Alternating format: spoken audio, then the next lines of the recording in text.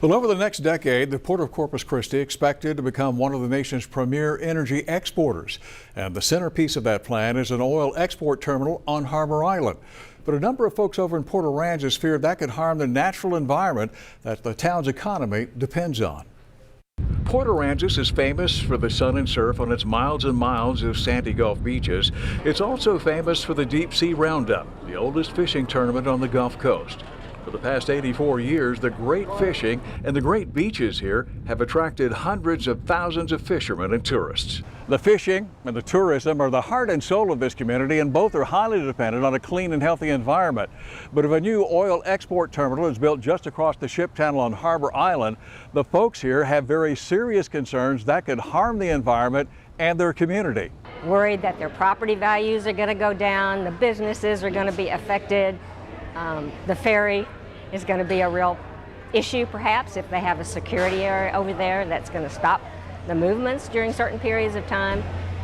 And the view, the noise, and the light, all possible problems for us. The oil export terminal will have to be able to handle today's huge super tankers.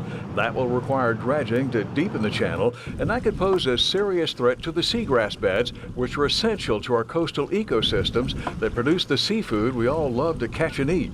The grasses themselves are just the beginning of an enormous complex food web, and that basically doubles or triples the productivity of the system, which is why they're not only important with respect to sport fisheries, but also commercial fisheries, because shrimp populations offshore depend on these beds because that's where the young shrimp grow out. Just the first phase of dredging from offshore to Harbor Island will require removing more than 6 million cubic yards of material. Now, while most of that will be hauled away for disposal, dredging is messy, and there's real concern that tides and currents could spread dredge silt to the seagrass beds all around Harbor Island. In fact, the area outlined in yellow was set aside by the state to protect fragile seagrass beds. Now, dredge silt clouds the water, reducing sunlight to the seagrasses. That reduces photosynthesis, reducing the amount of oxygen the grasses produce. And low oxygen levels eventually kill the seagrass. And that have repercussions all the way through the food web. Now, so the fish disappear, they go find somewhere else to live. Studies on the Texas coast have discovered that dredging only in the winter months when seagrasses are dormant doesn't really cause much harm, but it's not clear if that would be the case for this project. Now, deepening the channel will also change the way that water flows back and forth between the bays and the Gulf.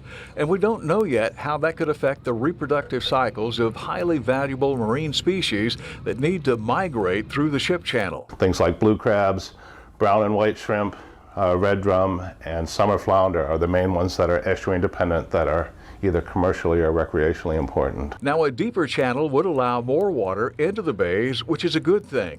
But more water coming in will also raise tides and aggravate problems with sea level rise. More water coming in would also mean higher storm surges from hurricanes. And an oil spill of any magnitude at the Harbor Island location could be a major disaster. On a flood tide, that oil was spilt. Before it's contained, it would go into all the bays, into all the really sensitive habitats. Dr. Buskey says from an environmental standpoint, an offshore terminal would be a much safer alternative. So if it's in the open ocean like the Deepwater Horizon, the main thing you worry about is that oil getting to shore. In the open Gulf, it'll do some damage, but it's not going to do as much damage as if it gets to a sensitive coastal environment. Folks with the Port Aransas Conservancy and the Port Aransas Boatmen's Association say there are also other issues of real concern. How will increased ship traffic impact ferry crossings and wait times to get to and from the island? There are also questions about federal security zones. The Harbor Island site is just across the channel from the entrance to the Port Aransas Marina. So would a security zone limit or prohibit access to the bays in the Gulf for recreational and commercial fishermen?